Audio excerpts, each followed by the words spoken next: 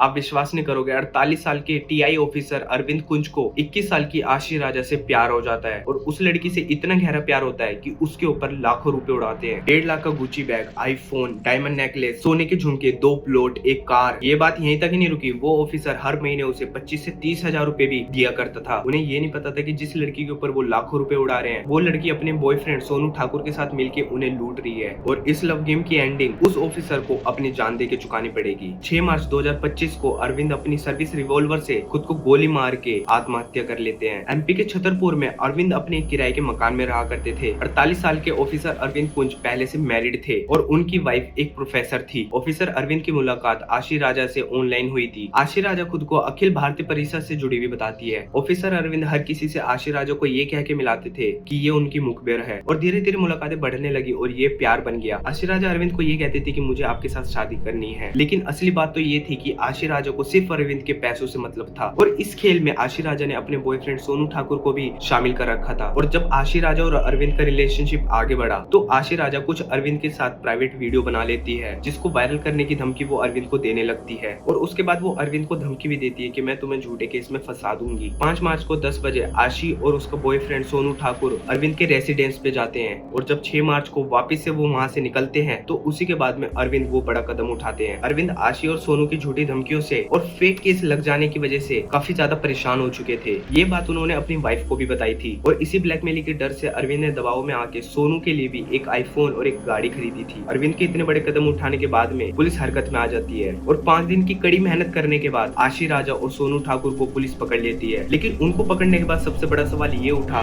कि एक TI officer के पास में इतने सारे पैसे कहां से आए जो वो अपनी एक गर्लफ्रेंड के ऊपर उड़ा रहे थे। ऐसे और मिस्ट्री केस देखने के लिए लाइक और सब्सक्राइब करें।